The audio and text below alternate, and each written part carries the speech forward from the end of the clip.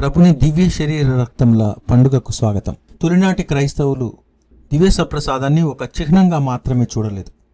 వారు దానిని అమరత్వపు ఔషధంగా పిలిచారు, తలచారు.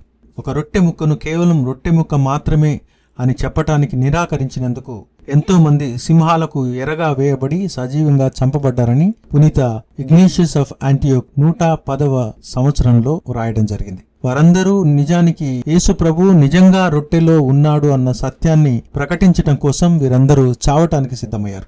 ఇటలీలో 1263లో ఒక గురువు యేసు ప్రభు యొక్క శరీర రక్తాల యొక్క అస్తిత్వాన్ని, రొట్టెలో ద్రాక్షారసంలో ఉండటాన్ని సందేహించిన సందర్భంలో అప్పము నుండి రక్తం కారటం చూస్తారు. అది నిజమైన రక్తం. ఈ యొక్క అద్భుతమే నాటి పోప్ 4వ ఉర్బాన్ ఈ యొక్క పండుగను స్థాపించేలా చేసింది. అదే ప్రభు యొక్క శరీర రక్తముల పండుగ. నాటి ఆ గురువుకి కాదు, నేటికి మనలో చాలా మంది ఈ యొక్క సందేహంతోనే విశ్వాసంలో ముందుకు సాగటం మనం గమనిస్తున్నాం. ఈ యొక్క సందేహం మనలను విశ్వాసం నుండి తప్పిపోయేలా చేసే ప్రమాదం కూడా ఉంది.